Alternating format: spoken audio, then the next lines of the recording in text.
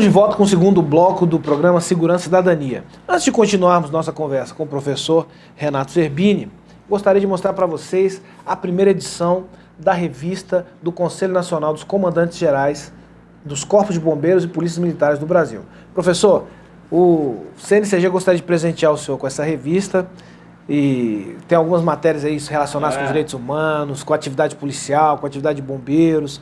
Tenho certeza que o senhor vai gostar muito. Muito obrigado. A informação, formação e educação em direitos humanos é peça-chave, né, em qualquer seara. E a revista será muito importante para a construção da cidadania. Ela teve justamente um enfoque bem de cidadania, da polícia próxima. A capa já diz bastante sobre a publicação. Excelente. Professor, continuando nossa conversa sobre direitos humanos, uma categoria que se sente até, digamos assim, ameaçada pelo chamado direitos humanos, são os policiais. Os policiais acabam se sentindo desprotegidos, parece que eles estão colocados de fora dessa proteção. O que o senhor tem a dizer sobre essa questão? É uma questão muito presente nos direitos humanos, porque os policiais, eles, em um primeiro momento, são agentes do Estado. Em consequência disso, aquela percepção de que viola os direitos humanos. Porque, à luz daquele conceito que nós falávamos, de que os direitos humanos são aqueles direitos que visam proteger os indivíduos das arbitrariedades do Estado, quem efetivamente viola os direitos humanos são os Estados mais materializados em seus agentes. E os policiais são agentes do Estado e que possuem o poder de polícia, o monopólio do uso da força. Então, é normal, né, que sejam um catalisador, mas enquanto agentes do Estado. Por outro lado, quando o policial tira a farda, vai para o seu lar junto com seus familiares, ali ele também é um cidadão e que, portanto, tem os seus direitos humanos. Então, os direitos humanos, desde a perspectiva do policial, é criatura e criador, à medida em que o policial militar é aquele que pode violar, mas também é aquele que deve proteger os direitos humanos e é aquele que desfruta também desses direitos humanos. Então, naqueles países onde a história fez com que atualmente seja um ambiente de pleno desfrute dos direitos humanos, essa relação é mais transparente, mais consolidada por conta do próprio caminhar histórico, né? Países como Suécia, Noruega, Dinamarca, ali essa discussão ela dilui, porque a sociedade é uma sociedade que flui e o policial já está completamente integrado em todas as esferas. Em situações de países como o nosso, o Brasil, onde há uma distensão social importante, onde há conflitos urbanos diuturnamente, essa realidade ela aflora, ela é mais sensível. Então, o senso comum, né, sempre dirá que os policiais violarão os direitos humanos, né? Por outro lado, os policiais se sentirão abandonados pelos direitos humanos, mas a verdade é que os direitos humanos são de todos e para todos, e a questão do policial militar ela é mais sensível por conta de que os policiais militares são agentes do Estado que ostentam o monopólio do uso da força.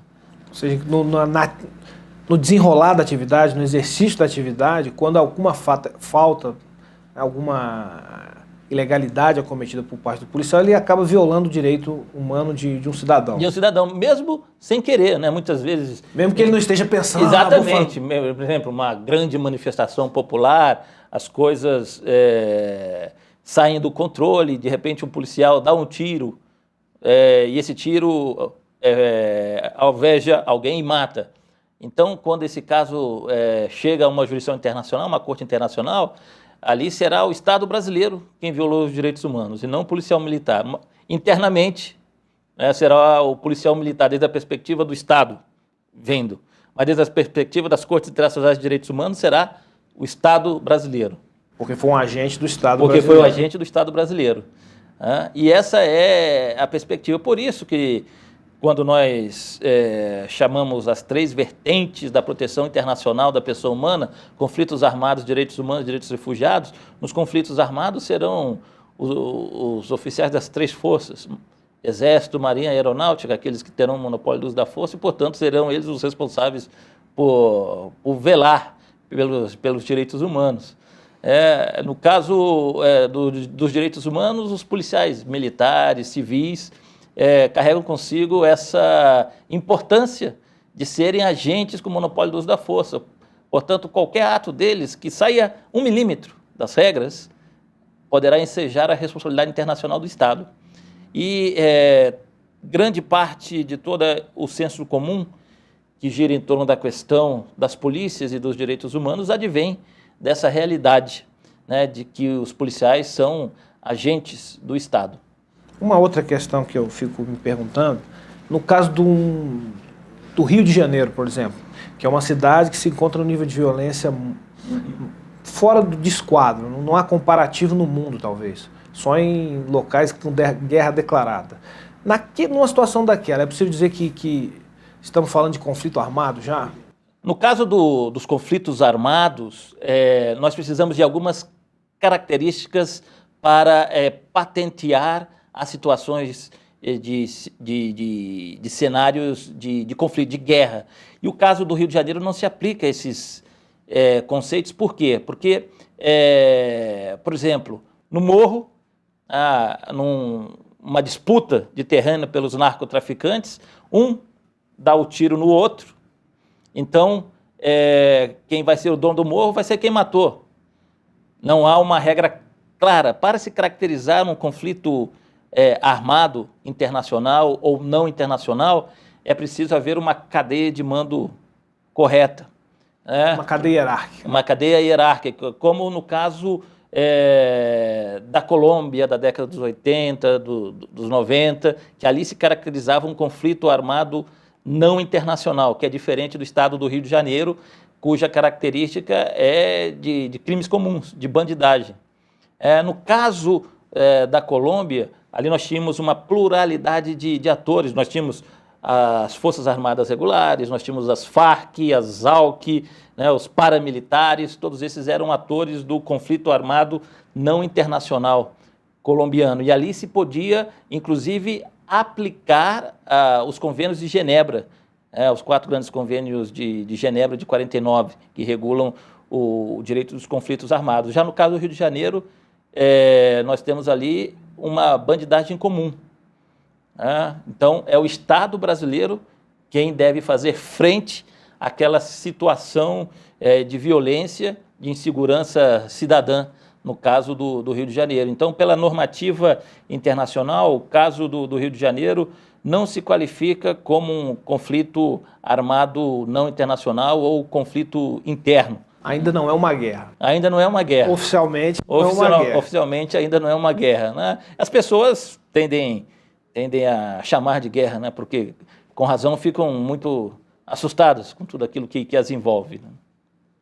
Outra situação que o Brasil está passando e que tem se agravado diariamente é a crise dos refugiados da Venezuela.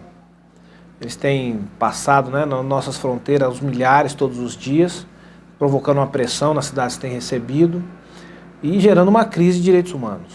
Como é que o senhor avalia esse quadro hoje? A questão venezuelana é uma questão que está afetando todo o continente, né? O Brasil, em comparação com o Equador, inclusive, recebe muito menos venezuelanos.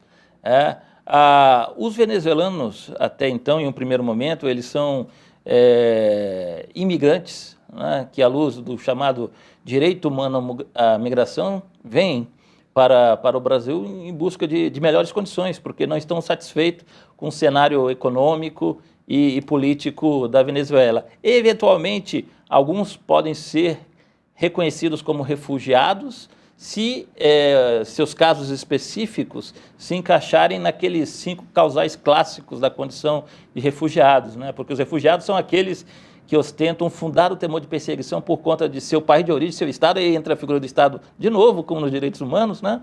E por 5 razões. São perseguidos por conta de sua raça ou etnia, por conta de sua religião, por conta de sua opinião política, por conta de sua nacionalidade ou por conta de seu grupo social. São esses 5 fatores que ensejam o refúgio.